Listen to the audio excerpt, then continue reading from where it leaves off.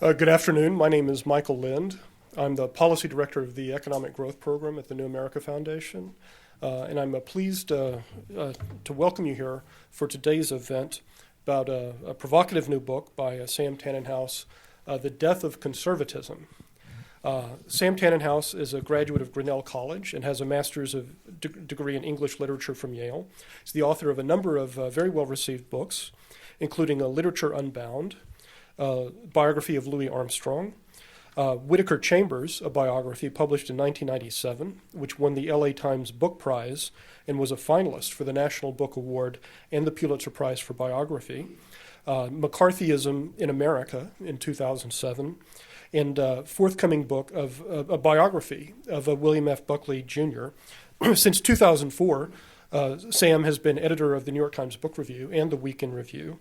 And he's a former assistant editor at the New York Times and a contributing editor at Vanity Fair. I first heard the name of Sam Tannenhouse in the summer of 1990 when I was on a week-long cruise with the late William F. Buckley, Jr., who was a friend of mine and for whom I'd done some work on his book on national service.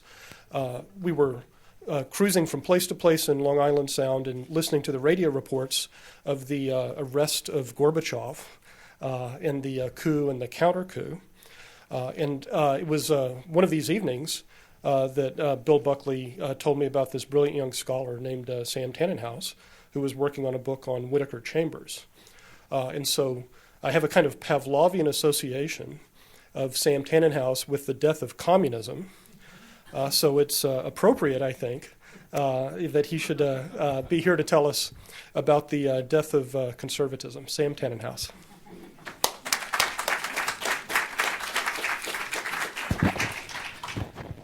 Thanks a lot, Mike. It's great to hear somebody refer to me however long ago as young. I've been doing this, writing about and thinking about conservative for some 20 years now. And one of my inspirations actually is Mike Lind, who belongs to a handful of the really original political thinkers we have. And he is cited and praised in this book. And I'll give you an example of how little has changed, although a lot seems to. I did a National Public Radio interview just before I guess it was the night before the book was published a week ago, All Things Considered, with Robert Siegel, a very interesting guy who I think lives here in Washington. And he said, well, at one point you mentioned that a decade ago George Will was the most respected voice on the right, and now it's Rush Limbaugh. And I said, well, no, Mike Lind actually wrote that in 1995. And so we're kind of stuck in a place we've been in for a long time. Let me just give you a sort of brief view of where I think we may be now. I'd love to hear responses, denunciations. Listen, I've been on Laura Ingram's program. I did some ranter in Chicago named Mancow Muller. Have you heard of him? Who refers to Democrats as dummy craps. I spoke before American Enterprise Institute last night, so there's not much you can say that will offend me at this point. So the death of conservatism, I think, actually began a while ago. I think it's right. Rick Hertzberg and other people have noted, if you look at the last 5 presidential elections, Democrats won pluralities in 4 of them. And the only time the Republicans won in 2004 was when one of the narrowest re-elections in history, when the Iraq War was still pretty young. I mean, those are circumstances in which you almost could not lose. And that's when we heard Karl Rove predict the permanent Republican majority. I actually think the majority we had, and I'm not sure it was a Republican majority so much as a kind of recentering of the country to the right, happened not as so many ideological conservatives say, with the election of Ronald Reagan, but with the Republican president they hated above all others, Richard Nixon. I think, there's a younger wave of historians. Rick Perlstein is one of them. David Greenberg is another, who have kind of shifted the argument away from Reagan to Nixon. And I think they're right on at least one ground, which is that Nixon cast a lot of our politics as a kind of culture war. And I think that remains kind of the strength, so to speak, of ideological conservatism. That is, that's where the votes, that's where the excitement is. That's why their most charismatic leader is Sarah Palin, and it's why their voice is Rush Limbaugh. It's those cultural enmities, as I call them in the book, politics of cultural enmity. And it's funny, Mike should say, Well, I did the Death of Communism. Now I'm doing the Death of Conservatism. And Mike knows when he says that the two are more linked than you think. Because one might think because the original philosophes of modern conservatism, yeah, sorry, is this better? Were ex-communists. Whittaker Chambers was one. Much, I think, underestimated or overlooked figure, James Burnham, who's really important in this book, was another. Bill Buckley's mentor at Yale, Wilmore Kendall, he was not as involved in communism as the other two, but essentially been a Trotskyist in his youth. And what they did was to retain, even after they fled the left, the idea of that politics was really a form of revolution. And you met revolution with counter-revolution. The term Mike uses, I believe, in Up From Conservatism is counter-communism. And that's what the organization that was so bizarre yet quite powerful in the late 1950s and early 60s, the John Birch Society, very consciously did. They created cells. They met secretly in living rooms. And in a way, it was really quite harmless.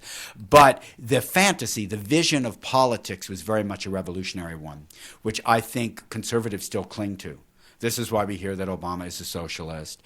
When someone like Glenn Beck goes on television and talks about communism and socialism, which sounds so ahistorical to us when there are no great communist or socialist nations left, he's actually tapping into the memory of his often quite elderly audience, which does remember those battles and remembers a period when the most extreme form of kind of paranoid anti-communism actually stood on a continuum with the dominant anti-communist view of the period, which is not to say that all anti-communism is paranoid by any means. A lot of my writing has been really in praise of the anti-communist argument in politics.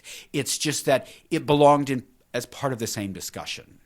So that President Kennedy saying in 1960 that we're engaged with a twilight struggle, he met with the forces of freedom and the forces of oppression and ignorance and education and all the rest, but it really did focus on the Soviet Union. That's not so outrageously different from the extreme view Robert Welch, the founder of the John Birch Society, had, that Dwight Eisenhower was not only a conscious agent of the Soviet Union, but he reported to his brother Milton Eisenhower, who was even higher up the communist chain.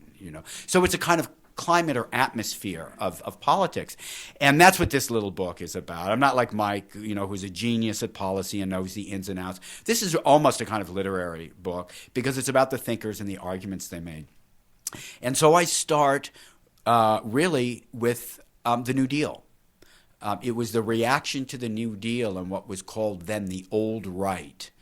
And some very brilliant people, Mencken for one, H.L. Mencken, who were shocked, horrified by the idea that the government would actually provide unemployment insurance, something the British conservatives, Tories, were well used to. In fact, they were quite amazed that there was any objection to that among our own plutocracy. But that was the view back then.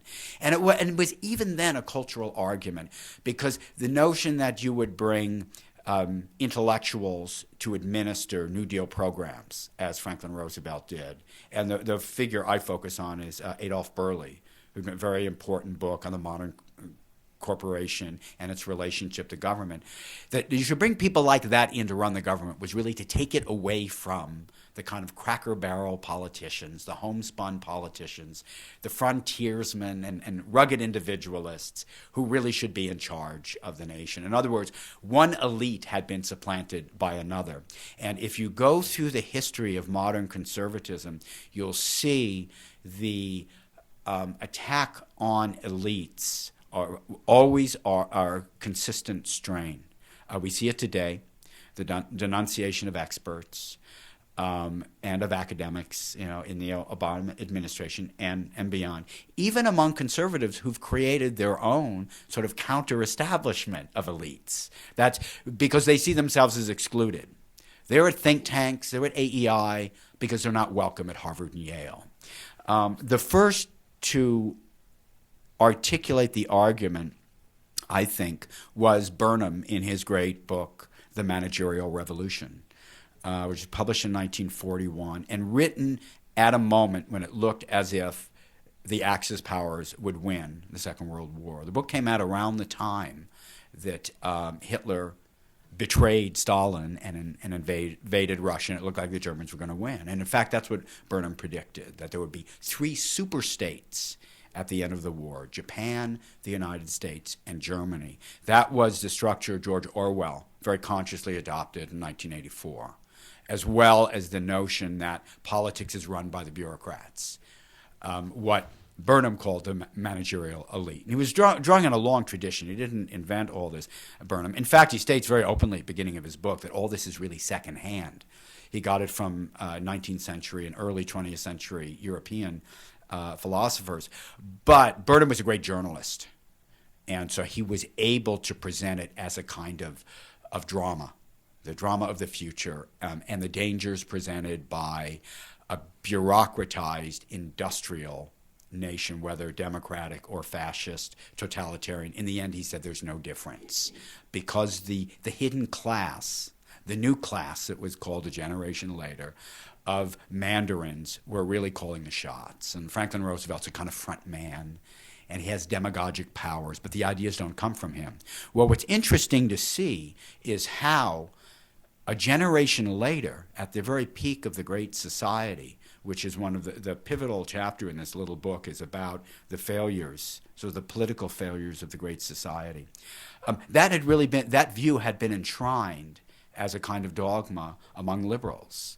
Theodore White wrote a fascinating series of articles in Life magazine extolling what he called the action intellectuals. And he describes them in terms so rapturous that my editor at Random House said, this has to be satire.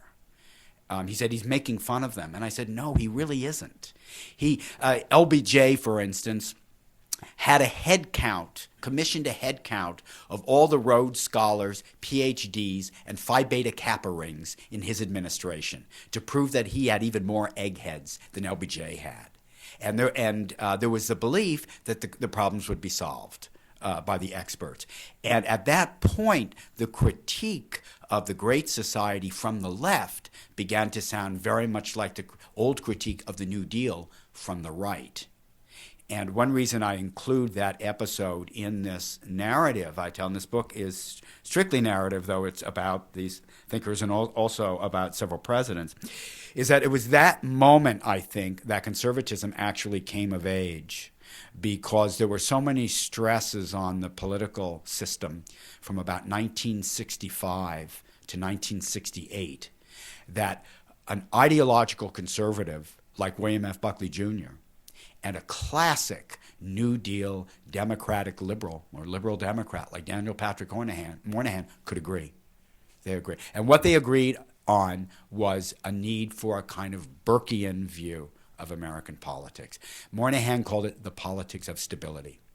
He didn't get it directly from Burke. He got it from Michael Oakeshott, the English Burkean, and Moynihan had been reading him. And he made this remarkable speech before the ADA, Americans for Democratic Action, right here in Washington. And he said, we look at the riot in Watts, and we look at what happened in Newark and Detroit, 3 cities that had essentially gone up in flames.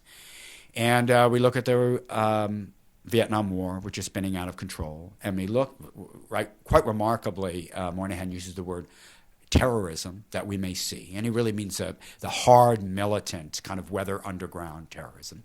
And he said liberals can't really blame conservatives for this anymore because we've been in charge all this time. One reason I wrote this book is I never heard any conservative or Republican say the same thing during the failures of the Bush administration. They might point their finger at him and decide he wasn't a true conservative when as late as 2002 and 2003, people like Grover Norquist here in Washington were saying Bush was going to out-Reagan Reagan. And Martin Anderson, who had been the chief policy advisor to Reagan, had told my boss, Bill Keller, it's in the New York Times Magazine, Bush and Reagan were inseparable. Their politics were identical. Social Security, Medicare, all the rest. The idea of the strong foreign policy, he said there's no difference between them on anything that matters. So in March of this year, after I'd begun writing this book, which originated as a small piece I'd done in the New Republic, I went to the Harvard Club in Manhattan, and 3 conservative journalists were speaking about the future of conservatism.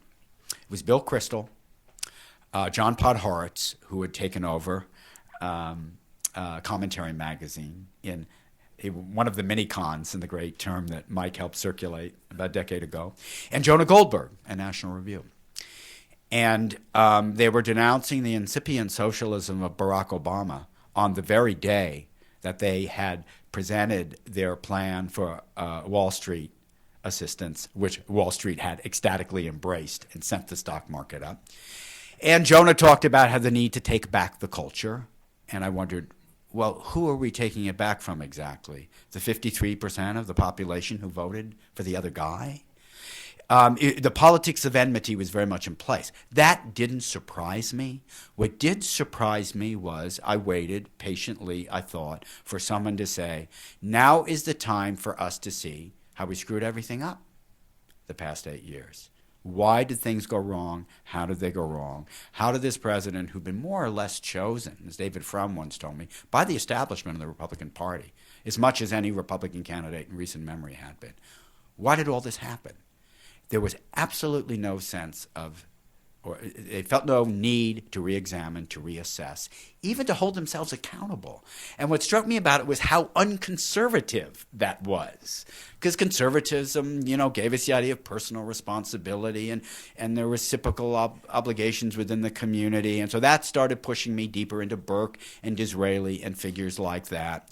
And then to see if there were moments in this recent history of American conservatism that I wrote, where conservatives did kind of feel their way toward the Burkean values.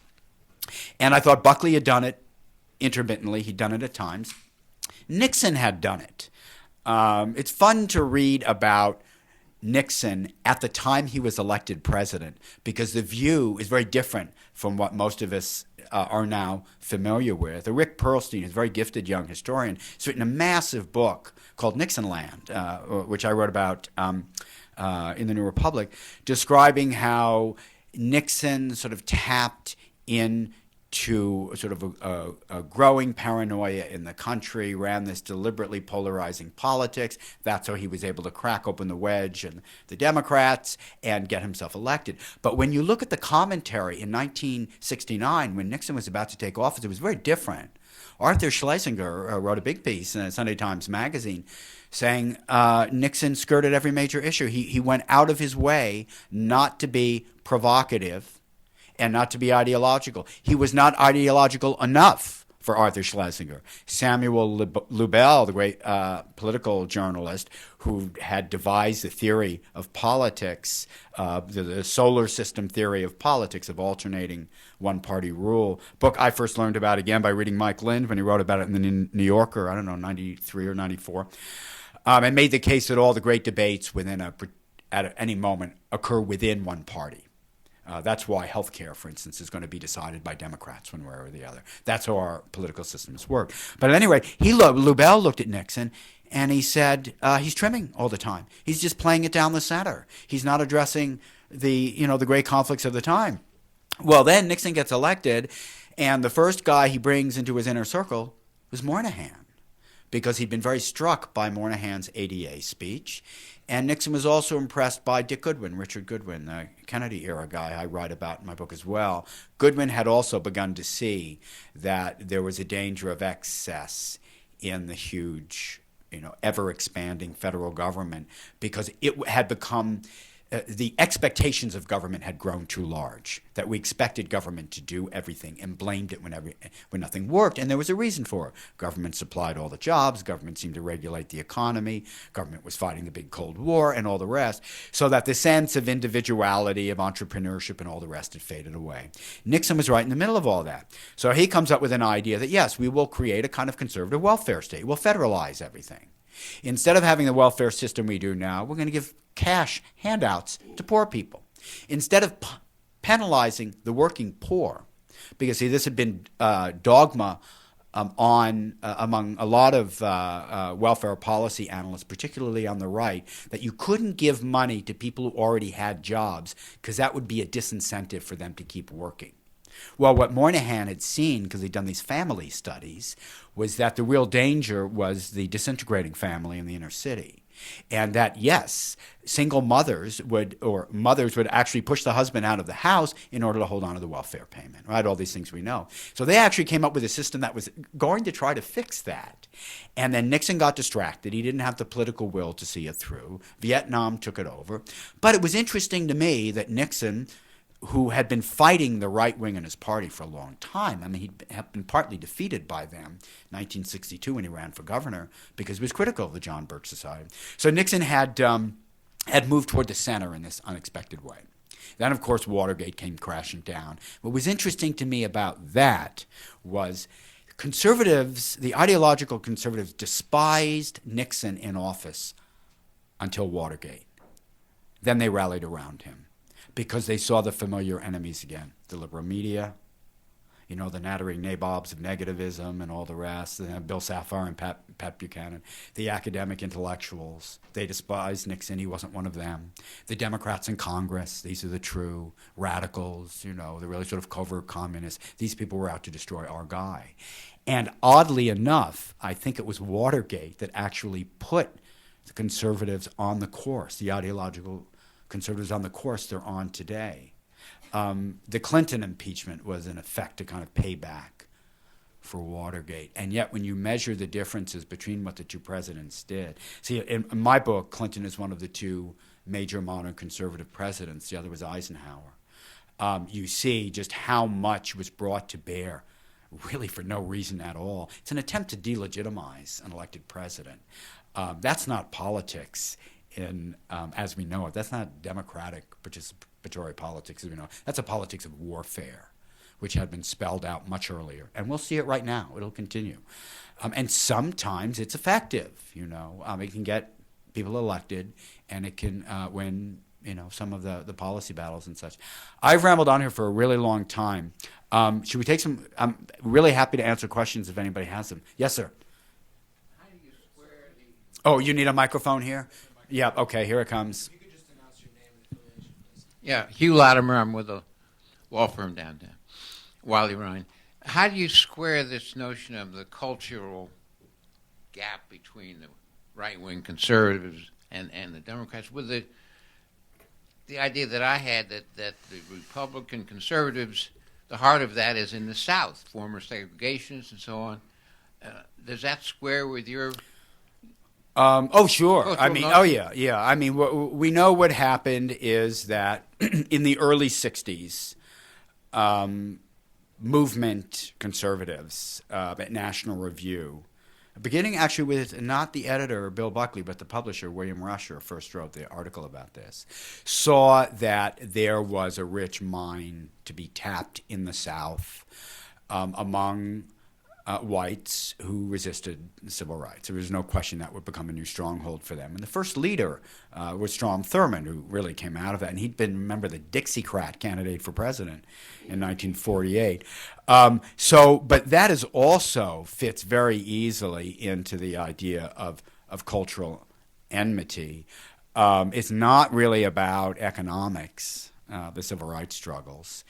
It is really a kind of a question of class and ethnic territoriality, and also resistance to the evil mandarins in Washington who are forcing integration down the throats of these localized regions which ought to be able to make their own rules. And as Mike very ingeniously, brilliantly says in his book Up From Conservatism, there was a moment when states' rights had become the rallying cry for Southern whites, when someone might have said, well, if it's really up to the states, then maybe we ought to fix our segregation laws. But no one of them ever wanted to do it. By the way, of course, I assume you all know that when the Fugitive Slave Act was being enforced back in in 1850s, No Southerners were complaining then about the government interfering with different state laws on race. I mean, it was purely opportunistic. They saw a very powerful base there. And at the same time, they alienated the North. And we all know there's not a single Republican member of the House of Representatives from the Northeast. Franklin Roosevelt, in the late 1930s, 1938, I think, actually wanted to try to realign the parties, right? He wanted to bring the Northern Republicans in alignment with the Northern Democrats, because the resistance to his policies were coming from his own party, the very conservative Southerners who had enormous power because of longevity in both the Senate, and particularly the Senate, but also the House, and the Midwestern isolationists, the Taft Republicans. So he thought, why not just remake the alignment? He tried to purge the conservatives out of his party, and it didn't work. The other president who wanted to do something like that, strangely enough, was Dwight Eisenhower. Eisenhower felt himself so hampered by movement conservatives within his own party. The Republicans in Congress, the things that no one remembers anymore, like the Bricker Amendment, which actually would have made it almost impossible for a president to sign any treaty. And a bill that almost passed, it missed by one vote, passing in the Senate at the height of the Cold War. It would have forced him to submit any treaty to independent, individual state ratification. And the reason for it is interesting. They feared the ideological conservatives. And Senator John Bricker, who was a sponsor, author of this bill, was not inconsequential. He had actually been the running mate for Thomas Dewey in 1944 and Taft's junior, partner or colleague. The reason they were afraid, that they wanted to impose the Bricker Amendment, was they thought the United Nations would start dictating our foreign policy, and we might make treaties with foreign countries that did not practice segregation and insisted we not do it either. So for that reason, they would have hampered a president in his ability to conduct the Cold War. So Eisenhower wanted nothing to do with it. He wanted them out. It was actually Nixon who had to tell Eisenhower these people were serious. They really meant to do this. He thought it was just a kind of Richard Hofstadter-like eruption of lunacy in the land, but it wasn't. It was hardcore doctrine. It was one of the 3 or 4 stated principles, the Bricker Amendment, behind the founding of National Review. Another was the attack on Joseph McCarthy, that McCarthy had been smeared and pilloried by the left-wing press. So it was up to the right to try to control the debate. And they did it, with great brilliance and flair. It's not to mock any of this. And Bill Buckley, I think, in many ways, is the most original and important political journalist and intellectual of the last half century. The man built a movement. What I proposed to the American Enterprise Institute people last night is maybe it's time for conservatism to stop thinking of itself as a movement. Movements have a kind of crusading, almost insurrectionist temperament. And if you've won the battle as much as they have, why are you still organizing yourself as a movement? Why not just have the Republican Party again? See, I'm one of those who thinks the problem is not that the Republican Party deserted its conservative principles, but that the conservative ideologues kind of corrupted one of the 2 great parties we have. Another question? There's somebody back there. You're on your way. Right. Okay, so my question is, I have unfortunately... And I think you're supposed to identify yourself, is that right? I'm Patrick Wilson. I work downtown, too. I work for a trade association. But I've been following this, and unfortunately I haven't read your book. But my question, just from your outline, is there's a distinction between the history that you outline and sort of the score today. I mean, the 3 great dominating arguments of the left and the right of the last 50 years, the economic order, has been resolved in favor of conservative principles. New York and California are a basket case. The countries that chose the Keynesian style are on the ash heap of history. The countries that have a free market, laissez-faire system have done better over the last 50 years. That's one resolution, I would say, probably to the right.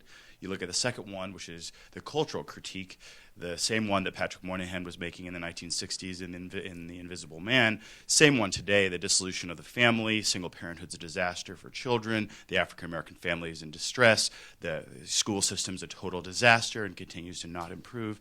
The last one of the three cardinal issues, the national security of the United States, other than a brief interlude, I would say perhaps after 2001, the principal organizing argument of the right was always a defensive posture. Americans don't have great ideological crusades. We see the world as it is in straight, undeterred view of the world, and we make alliances based on our interests. It's liberals who go out and make daisies in war and want to spread liberalism and democracy. We, hard-edged and steely-eyed, see it the way it is. That, albeit with this interlude, looks like that's where we are again, not just isolationist, but a consensus in favor of the historic conservative position. So on all three of those scores, I look at that and say, again, the consensus is right of center on all three of those points. So how can conservatism be dead? Well, first of all, without getting into the sort of micro level of the argument, I'd be very careful about creating a dichotomy between John Maynard Keynes and the free market. Keynesianism is much more complicated than that. And Nixon, you will remember, said we're all Keynesians now. Ronald Reagan, who in the early 1960s denounced the income tax, Social Security, and Medicare.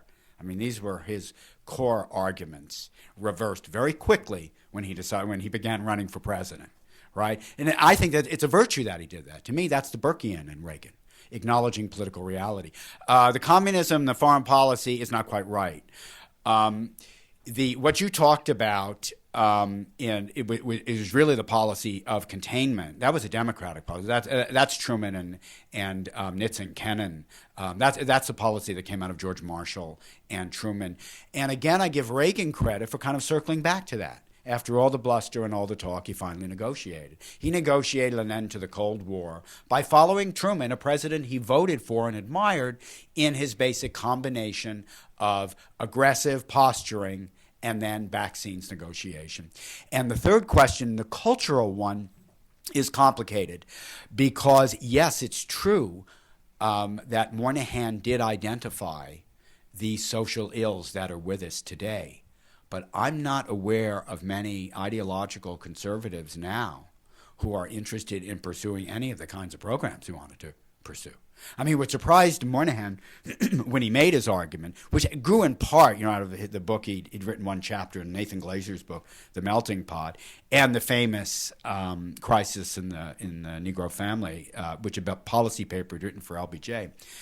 Moynihan presented those as a liberal, as a Great Society liberal. If you look at the quite amazing speech, which I describe in this book, that Lyndon Johnson gave at Howard University, here again, June 1965, begins with the line, "The earth is a home of revolution," and then describes all the programs he wants to put in place in order to rescue the family. Those were like targets for the right.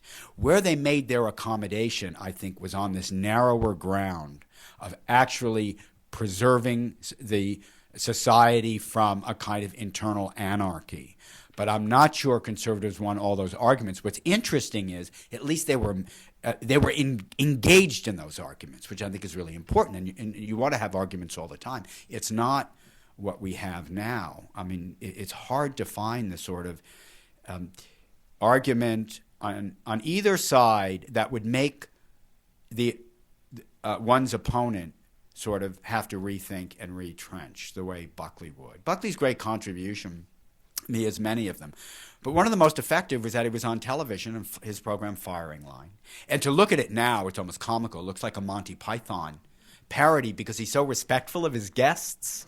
He has Noam Chomsky on, and he thinks Chomsky, is a virtual communist, and they're referring to each other as Mr. Buckley and Professor Chomsky, and it really is almost comical compared to what we're used to seeing now on television. But what Buckley could do is formulate an argument in such a way that you had to rethink your own, because he invented a style of opinion journalism. I think his great heir in this, by the way, is Michael Kinsley, who worked with Buckley for a very long time, where you attack an argument by dismantling it from within. You say, well, Professor X has said this in this paragraph. Oops, but his third paragraph is not consistent with what he said in his first paragraph. Almost nobody writes that way anymore.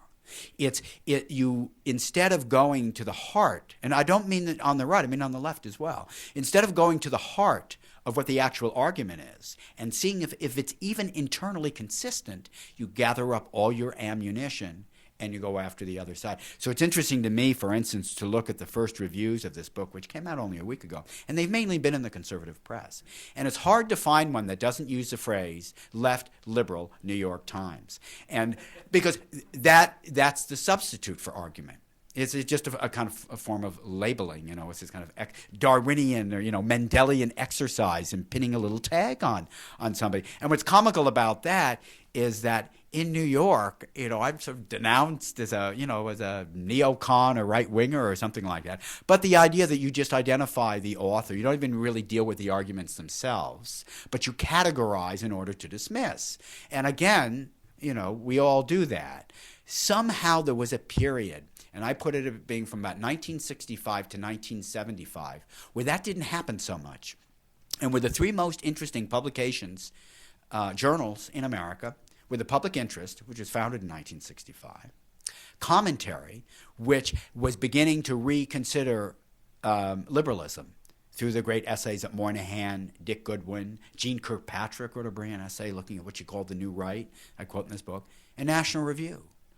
National Review had some really sophisticated analysis in those days. They would look at pieces in the New York Review of books and actually analyze them and said it looked at what they agreed with and what they didn't, no matter who it came from, And that is almost gone from our politics. This is a book not so much about Republicans and Democrats and political figures, though I deal with several presidents, and I want to say something very quickly about them, but really about the thinkers, the would-be thinkers and intellectuals, the kind of intellectual class. Briefly, I just want to make this point because it's become one of the controversies in the book, I guess. If I seem to be elevating myself, sorry. Is that I think the two major modern Burkean conservative presidents were Eisenhower and Clinton. And let me briefly say why, because there may be people who have questions about that. Each one of them took office after following a dramatic, almost revolutionary change in the political landscape. Eisenhower took office, after these two decades of democratic rule, and realized that the most conservative thing he could do was leave the New Deal in place. And Samuel Lubell predicted this. He said, what the New Deal needs is a Republican president, because then what the Republican Party will find is you can't take all these things away from people. You can't. All you do is put your own administrators in the offices. But the public won't stand for it. They've gotten used to it. So Eisenhower adjusted, and he had his quarrels with it, but he adjusted. Clinton also followed the so-called Reagan Revolution. As the Democrats had won their 5 consecutive presidential elections, fascinating to think, in all the 1930s and 1940s, this country did not have a Republican president. Then the Republicans had their big run, which was 1980, 1984, 1988, all massive victories. I think we've fallen into the trap of calling fairly close elections landslides these days. I think that hurt Barack Obama a little bit. It was seen as a larger victory than it really was. Barack Obama won fewer electoral votes than Bill Clinton did in 1992. So we make the mistake of thinking there's a bigger mandate than there really was. But at any rate, Clinton came into office, and he was kind of a Kennedy Johnson liberal. I mean, that was his sort of genealogy and his disposition. And the economy was bad, and he actually wanted to present a stimulus package, which is amusing to look at now, the numbers. It was $19.5 billion. And this was seen as an outrage. And Bob Dole, who was leading a fairly small group of Republican senators, some 41. Also, the numbers in the House and the Senate were almost identical in favor of the Democrats of what they are now. So you think, well, Clinton can put his program through. No, Bob Dole organizes 4 consecutive filibusters to keep him from getting his budget through, right? I mean, this one budgetary item, which is unheard of. It did not happen in our politics before. You used the filibuster, to keep lynching laws in the South. You didn't do it to keep a president from presenting his agenda. Well, then what happens? The Republicans are vindicated by circumstance. I mean, the economy did recover. And we went into this remarkable upswing. If you look at Robert Samuelson's book and his on Reagan and inflation, he has an amazing table tucked in the back where he shows how employment or unemployment increased or decreased under all the modern presidents. Unemployment decreased every single year that Clinton was in office. 8 years, unemployment was lower than it was the year before. It's unbelievable. Why? Because, as you said before, he did accept, essentially, the free market model, or what Mike is telling me is really a kind of federally subsidized free market model for the economy. The economy was working the way it did. So what did Clinton do? He put the Great Society programs aside. In fact, he even ended one of them, collaborated with Newt Gingrich, in my mind, the most destructive figure in American politics since Joe McCarthy. In fact, Joe McCarthy's heir, Newt Gingrich, to end welfare as we know it. So he ends up following the Burkean prescription, is that you conserve what worked and correct what doesn't. So to me, it looks like these guys were the conservatives, both disliked often within their own party and not much liked by the other side either, but embraced by the public. They leave office with, soaring approval ratings. Even Reagan, we talk about the great popularity and success of Reagan. The policies never were really that successful, in terms of popular support. People liked him. They didn't necessarily like the policies. So I just mentioned that in case there are questions about it, because this has been coming up. Yes, sir. I guess the gentleman at the end, and then maybe the one next to him. Thanks. Gary Mitchell from the Mitchell Report. I've been sitting here listening to the distinction that you draw, saying that this book is not really about Republicans and Democrats per se. It's more about the thinkers, the first and second act players, if you will, behind them. However, it is, I think, true that when one talks about conservatives, we're also talking about Republicans, or that's where they tend to drift. And so, what I'm curious, maybe this is one of these read the book and you'll know the answer. What is your, having said the title of the book is The Death of Conservatism, and my question to you is: are we really talking about death? Are we talking about a demise, a diminution? Is something moving in to take its place? Will there be this huge vacuum there? What's your sense about where things are going? Yeah. Great question. And I'm the world's worst prognosticator. So what I would say is the book really describes two deaths. The first is really the death of a Burkean realistic conservatism at the hands of what I call revanchist conservatism. And the second is the defeat, at least electorally, I think going back, as I said, I think really back to Clinton's victory in '92.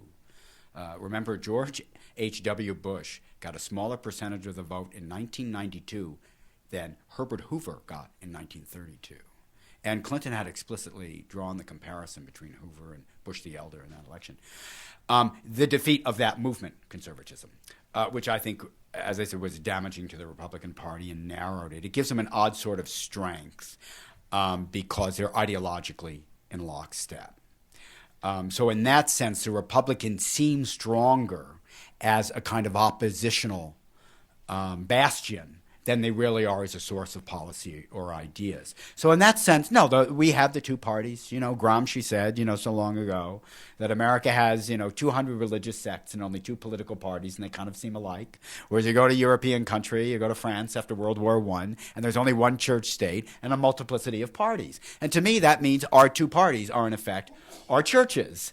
And we belong to them and subscribe to them, and our families grow up in them often, and that will remain. I think where I see the vacuum you mentioned is in the arguments, the ideas, such as the example I gave of a willingness even to kind of take responsibility for the disasters of the last 8 years, which include the near destruction of our economy, and also to not even to present new ideas. I don't think there are all that many new ideas in politics. A look at healthcare, it just resurfaces continually. And I think there's also more continuity. This is a point I was making before about whether conservatives dominated the foreign policy debate. That in fact what happens is the new guy, so far it's been guys, comes in and more or less extends what the last one did. There may be huge rhetorical differences. The policies don't shift dramatically. We're seeing this even with Obama. With Afghanistan, Iraq, and Guantanamo, and intelligence and all the rest. He's moving much more slowly than some would have predicted. So it really does come down to this question of not even having new ideas, but even reformulating in an interesting way the old ideas. And I think that's where I don't see anything right now. I don't read anything.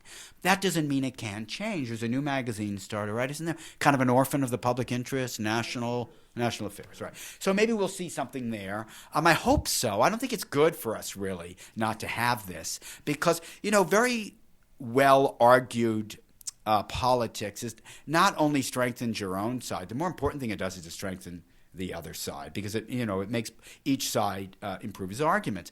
So I think in that sense there's nothing going on, but it doesn't mean Republicans won't get their sweep or win many seats in 2010. It doesn't mean they won't have a presidential candidate who can break through.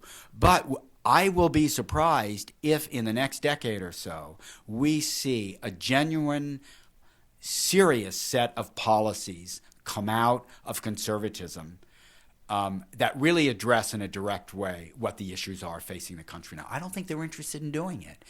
Taft had great success in the late 30s and early 40s, stopping Franklin Roosevelt. It's why it's why Roosevelt wanted, in part, to realign the parties. He was stymied domestically for really half of his presidency. Doesn't mean Republicans can't do that now. I'd prefer to see the model that Lyndon Johnson and Sam Rayburn had in the mid-1950s when they decided that rather than obstruct Eisenhower, they would help him govern. I don't see Republicans have much interest in actual governance, which is partly what this book is about, because they hate the government. Why should they? They think the government is evil, except to the extent that they depend on it, just the way you and I do. So it doesn't really surprise me that there's a kind of intellectual vacuum there, but I do think there is one, and it may be a generation before it changes. They need an equivalent of a Clinton, somebody who really attends to the arguments of the other side and appropriates them. I say in this book that Clinton's famous speech all through the 1992 campaign, which culminated in the National Convention, where he said, we're going to look after those forgotten Americans who play by the rules, the middle-class people. That came right out of Barry Goldwater. It's virtually plagiarized from Barry Goldwater. And that's good. We want that. Because what that does is to show where the accommodations can occur. And if we don't see some kind of accommodation from the right, the Republican Party will essentially sideline itself. Nobody remembers the great Republican contributions to the New Deal policies, because they didn't make any. So I think that's the danger that I see. Yes, sir. What about the death of liberalism? Not in terms of democratic victories at the polls, but ideas. So I'm struck, for example, with this healthcare debate, how devoid of real ideas it is. If you look at it's not really much talk about single payer, but it's public option. And the argument that Obama's used and other Democrats for public option is it'll provide competition for the private insurers and it'll keep them honest. But if you follow that notion out to other industries, is that really the model for how we have vibrant competition in America? Is public corporations or public or government agencies to compete with them? I mean, it's not an idea argument. It's an efficiency and effectiveness argument. Yes, I think that's true. I have mentioned that I did a little webcast interview with Nick Gillespie, who's the editor of Reason magazine, yesterday, and he said, well, couldn't you have written a book called The Death of Liberalism? I said, yes, I could have. And then later I realized what I should have said was, yes, I could try to write that, but it wouldn't be as interesting. The liberals haven't been as interesting as the conservatives in a lot of ways. I think it's one reason, Mike Lind, who was my lodestar in a lot of this, got interested in all of this. It's actually stimulating to look at the arguments, look at the debates. But you see that's where I don't necessarily – I think what you're saying is right. I don't see it as a problem. I don't really mind this notion of a kind of post-ideological pragmatism if we can make it work.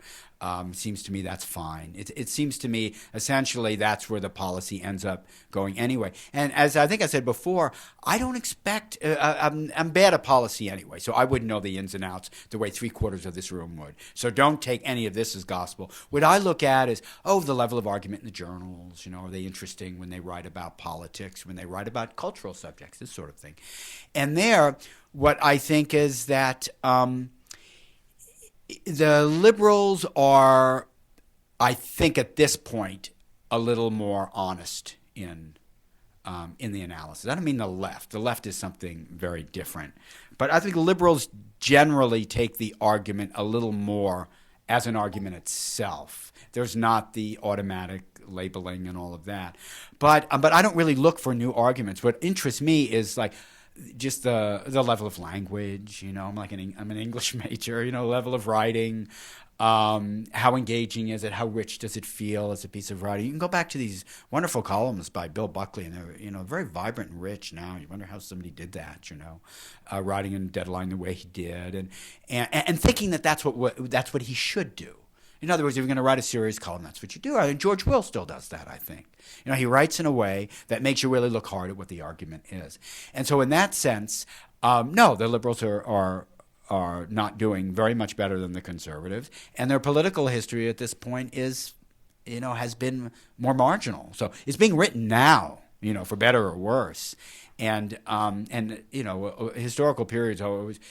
Political periods always look very different, in retrospect. So this one, I think, will have a different feel from what we see right now. But no, there are no, brilliantly compelling liberal ideas that I'm aware of. Way in the back there? Okay. We're kind of wrapping things up, right? Okay. Mike, just tell me when, you want to deliver some disquisition that's going to disprove like every stupid thing I said. Hi, Joel Swerdlow, University of Texas. I was wondering if the notion of economic growth and the primarily conservative argument that we have to create wealth came up on your radar screen when you were doing this book. It should have more because, of course, that was sort of the insight, if that's the word, the discovery of the Reagan period, was that rather than do what Eisenhower, Gerald Ford had done and try to keep an eye on the budget, you just make, the economy as rich and productive. You create a larger class of wealthy people. Of course, the problem with that was the theory behind it, the supply side economics, which did become really a kind of dogma. But you're right. I mean, that's an essential part of Reagan optimism. It was interesting at the AEI presentation last night. One of my commentators, someone who shared the panel with me, is a guy named Steve Hayward, very nice guy who has a new completed the second volume of a biography of Reagan, The Age of Reagan, meant to be a sort of Schlesingerian treatment of the Reagan presidency. And he made that point, that the essence of Reagan's optimism was that the economy could be tremendously robust and you would include more people in it. But what we know really happened was that the divisions between rich and poor became really exacerbated. And there's a striking piece, all the more striking for being published in the Public Interest, which was very pro-Reagan at this point, in 1984 by Nathan Glazer, who just crunched a lot of numbers. So he's looking back at Reagan's first term. And he said, there is an idea afoot here. He says there's no question there's something different going on. But it's not cutting back the size of government. No major programs have been slashed at all. And David Frum said this in his book Dead Right, which if you haven't read, I really recommend. It's a classic dismantling from within the movement of Reaganism. But Glazer said there's only one sector of the society that seems almost consciously excluded, even targeted by Reagan. He said, and that's the poor. He said they don't have a single advocate. There's not one, unlike Nixon, who actually was looking toward the poor and what to do about them, Reagan administration didn't. And they built a kind of solidarity where there's a post-New Deal middle class, and they were willing to punish the most indigent in order to do it. That would be the program they would cut back. So they would get rid of the entitlements but keep the insurance programs, which is not a totally irrational argument. But I think in that sense, that idea of the market is probably still with us. Mike, we done? Yeah, just to sum up, I agree with everything you said. I think the main aspect I would emphasize is the Southernization of the Republican Party, which created a constituency that was different from either Bill Buckley's or Pat Moynihan's. And in the early 90s, Bill Buckley said to me in surprise one day, talking about National Review subscriptions, "It appears that all of our subscribers live in Arkansas." Please join me for thanking Sam Tannenhouse. Thanks a lot, Mike. Thank you all.